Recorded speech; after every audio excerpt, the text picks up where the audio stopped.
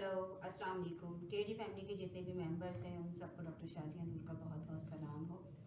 Doctor कामिल sir ने जो है एक्यूट एब्डोमेन जो स्टार्ट किया था पढ़ाने के लिए, तो वो उसके बारे में जो है आज मैं बात करना चाहती हूँ।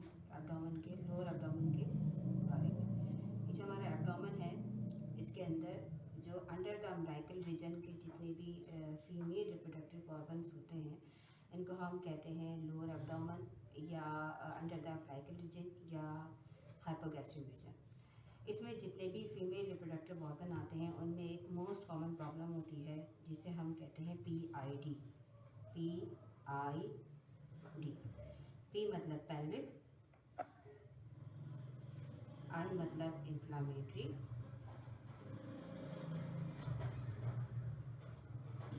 एंड D मतलब disease. Pelvic inflammatory disease. Pelvic inflammatory disease होती क्या है?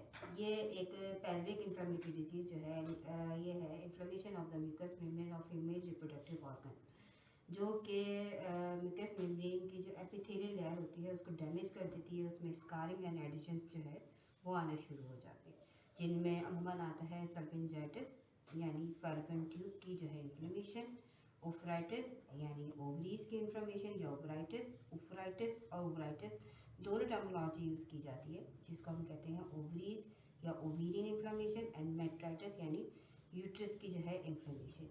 जहाँ भी आइटिस आएगा यानी आइटिस आएगा उसका मतलब होता है इन्फ्लेमेशन। ठीक, अब इसके कॉजेज़ के बारे में बात कर लेते हैं। इसके मेन कॉजेज़ जो हैं वो है सेक्सुअल ट्रांसमिटेड होता है ये, यानी STD होती है ये बीमारी। ठीक, बैक्टीरियल इन्फेक्शन होता है जिसमें क्लाइमेट और ग्लोरियल जो है बैक्टीरिया वो इन्फेक्टेड करता है। कुछ अनहाइजेनिक कंडीशंस होती हैं जिसकी वजह से जो है ये इन्फेक्शन हो जाता है लेडीज़ को।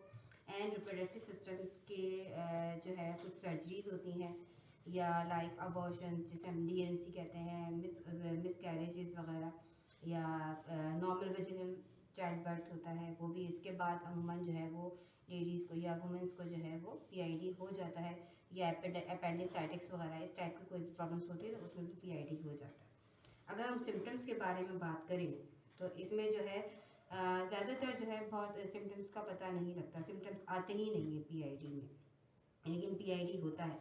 लेकिन अमूमन जो है जब सिम्टम्स के बारे में बात करें तो उसमें पेल्विक पेन्स होते हैं, और जब हम पेशेंट का जो है सिम्टम्स के बारे में बात करते हैं कि इसके सिम्टम्स क्या क्या होते हैं। सिम्टम्स काफ़ी दफ़ा तो ऐसा होता है कि इसके सिम्टम्स होते ही नहीं है, पता ही नहीं लगता कि PID है और दूसरे प्रॉब्लम्स हो रहे होते हैं। और अगर देखा जाए तो इसके सिम्टम्स के हवाले से अगर सिम्टम देखे जाएँ तो इसमें जो है पेल्विक पेन होगा, बहुत सीवियर पेल्विक पेन होगा, या ये जो पेट का जो हिस्सा है नीचे वाला, ये जो है इसके नीचे पूरी टेंडरनेस होगी। जब हम फिजिकल एग्जामिनेशन करेंगे पेशेंट्स को, जब हम दबा के देखेंगे तो वो थोड़ा सा हिलेगा, और जो है हमें वहाँ पे दबाने से टेंडरनेस फील होगी फैल्लोपियन ट्यूब एंड ओवरीज की। सही। और समटाइम पेशेंट्स को जब ये थोड़ा सा सीवियर हो जाता है, बढ़ जाता है, तो उसको बुखार हो जाता है, सर्दी बहुत लगती है, कभी कभी नोज़िया फीलिंग भी होती है, और उल्टियाँ भी होती हैं। ये जब ज़्यादा बढ़ना शुरू हो जाता है तब एब्डोमिनल पेन्स होते हैं बहुत ज़्यादा, और पेनफुल यूरिनेशन यानी जो है वो यूरिन जो है बहुत पेनफुल होगा। जब भी पेशेंट पेशाब करने जाएगी या पेशाब से खारिज होगी तो उसको दर्द होगा पेल्विक रीजन में, पेनफुल मेंसेस होंगे, कभी कभी बहुत हैवी ब्लीडिंग होगी, या अक्सर हैवी ब्लीडिंग भी होती है, पेनफुल इंटरकॉर्स होगा, सेक्सुअल रिलेशनशिप बनाने में बहुत मुश्किल होगी, और बिफोर आफ्टर जो है पेनफुल इंटरकॉर्स जो है वो थोड़ी बहुत ब्लीडिंग भी हो सकती है। और ब्लीडिंग जो है वो दो पीरियड्स के दरमियान में भी ब्लीडिंग होगी, यानी अगर एक पीरियड से वो नहा रही है और दूसरे पीरियड आने में भी टाइम है तो बिटवीन 2 पीरियड्स जो है उसको ब्लीडिंग हो सकती है बार बार, या स्मॉल एक्सर्शन से उसको ब्लीडिंग हो सकती है, या कोई काम कर लिया या कोई हैवी वर्क हो गया जिससे उसको ब्लीडिंग हो सकती है। स्पॉटिंग, काफ़ी पेशेंट्स जो है वो स्पॉटिंग की शिकायत करती है, काफ़ी पेशेंट्स ब्लीडिंग की शिकायत करती है, तो ये सिम्टम्स आ सकते हैं। एक और बहुत बेसिक सिम्टम्स है जो कि एब्डोमिनल विजिनल डिस्चार्जेस होते हैं, जो कि एबनॉर्मल होते हैं। अच्छा, एबनॉर्मल एंड नॉर्मल डिस्चार्जेस क्या होते हैं? अमूमन जो लोग हमें लेडीज़ आके कंप्लेन करती है कि मुझे लिकोरिया हो गया। लिकोरिया को हम साइनली जो है वो LC लिखते हैं, लिकोरिया। अच्छा, लिकोरिया की मीनिंग क्या है? लिकोरिया जो है वो लिको के मीनिंग होते हैं वाइट, एंड कोरिया के मीनिंग होते हैं डिस्चार्ज या एक्सटेंशन वगैरह जो भी हम कह रहे हैं उसको हम लिकोरिया कहते हैं। तो वाइट लिकोरिया जो है ये एक नॉर्मल साइन है, ये it is a sign of puberty कि जब लिकोरिया जब प्यूबर्टी स्टार्ट होने वाली होती है तो बच्चियों को या लड़कियों को जो है वो नॉर्मल डिस्चार्ज आना शुरू हो जाता है, जो अमूमन वाइट होता है और थिक होता है। ये एक साइन है कि रिप्रोडक्टिव ऑर्गन जो है वो डेवलप हो रहे हैं। तो इसको हम डिस्ट्रीब्यूट कैसे करेंगे? लिकोरिया के जो है वो किस तरह का होगा, डिस्चार्जेस कैसे होंगे कि वो थिन होंगे, कभी कभी थिक भी हो सकते, थिन होंगे और उनका कलर चेंज होगा, जैसे वाइट से जो है वो ग्रीनिश और येलोइश कलर में आ जाएगा, दो कलर में चेंज हो सकता है। और सम टाइम जो है वो ईची भी होंगे, ठीक, और एक्लेट भी होंगे, ठीक है।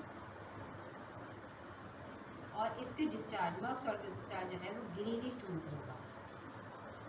हमारी अमूमन सबसे पहले जो है जब हम यूट्रस को ट्रीट करते हैं तो सबसे पहले टॉप ग्रेड मेडिसिन में जो है वो सीपिया को देखते हैं। सीपिया में सिर्फ डिस्चार्जेस ही नहीं, सीपिया के हमें जो है मिजाज भी देखना होता है कि सीपिया की पेशेंट कैसी है।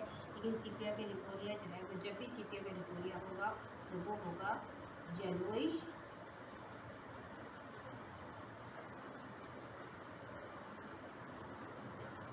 येलोइश होगा उसमें, ठीक, प्लस उसमें ग्रीनिश भी हो सकता है। और इसमें जो है ना पेन बहुत गैस्पिंग होगी, यानी बहुत ज़्यादा ऐसा लगेगा जैसे पेट में जो है ना किसी ने पान रखा है, झगड़ा हुआ है, उसके अलावा जो है बर्निंग फीलिंग होगी पेशेंट्स को। इसके लिकोरिया जो है इसीलिए इसका टॉप ग्रेड मेडिसिन इसीलिए सीपिया काउंट की जाती है, क्योंकि इसमें डिस्चार्जेस जो है वो एनी काइंड ऑफ डिस्चार्जेस यानी येलोइश भी है, ग्रीनिश भी है, पेन भी है, बर्निंग भी है। तो ये एक ओवरऑल पेल्विक के सारे सिम्टम्स को जो है ना सीपिया कंट्रोल करती है। लेकिन इसमें सबसे अहम जो है वो सीपिया का मिजाज होता है कि आपको पेशेंट का टेम्परमेंट देखना है, उसके बाद सीपिया सेलेक्ट करनी है। इसके अलावा हम डेकेसिस के बारे में बात करें तो डेकेसिस में जो है बहुत पेनफुल मेंस्ट्रुएशंस होते हैं और उसका जो है लेफ्ट ओवरी पेन बहुत ज़्यादा होता है और मेंसेस जो है वो रिलीफ देता है। डिस्चार्जेस जो है वो पेशेंट को पेन से रिलीफ देते हैं।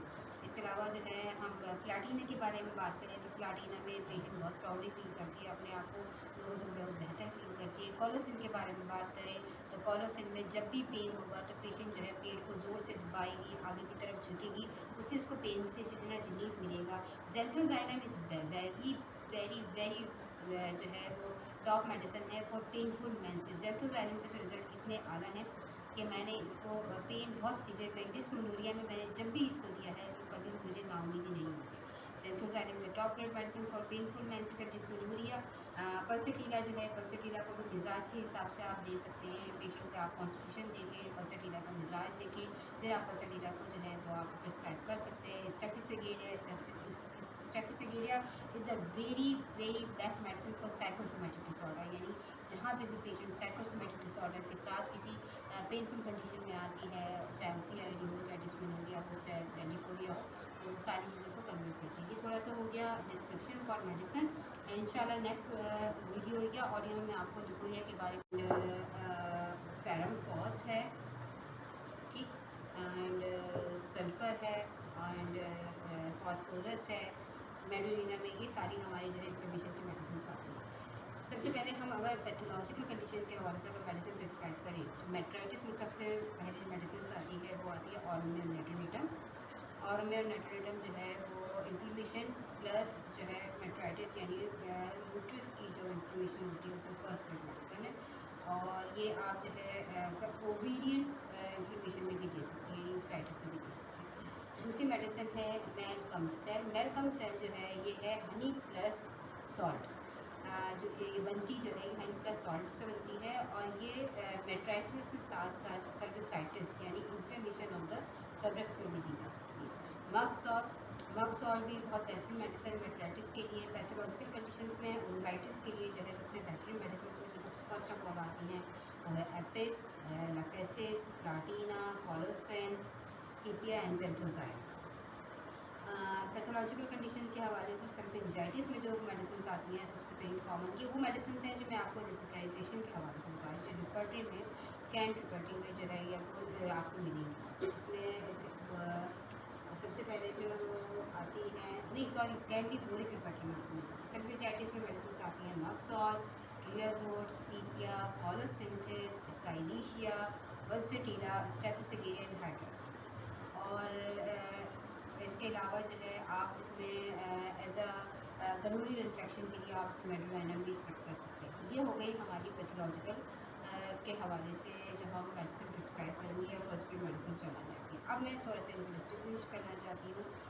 एकोनाइट के बारे में बात करेंगे। एकोनाइट सडन एंड सीवियरिटी में आते हैं। सडन एंड सीवियरिटी में जब अचानक से इन्फ्लेमेशन हो जाए, अचानक से बहुत ज़्यादा पेन हो, अचानक से ठंड लग जाना या कोई भी इन्फेक्शन हो जाना, उसमें जब PID फॉर्म होगा तो एकोनाइट फर्स्ट एड मेडिसिन आएगी।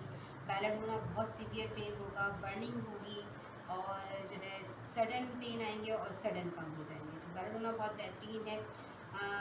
इसके अलावा जो है मग सॉल्ट के हवाले से अगर हम इन मेडिसिन को पेन एंड जो डिस्चार्जेस के हवाले से हम अलग अलग करें। डिस्चार्ज मतलब कोरिया को हम देख के प्रिस्क्राइब कर सकते हैं medicine, greenish, yellow discharge, acute या इची या पेनफुल, ये सारी चीज़ों को हम देख के कर सकते हैं। मग सॉल्ट में डिस्चार्जेज जो है जब हम देखेंगे तो उसमें जो है वाइट होंगे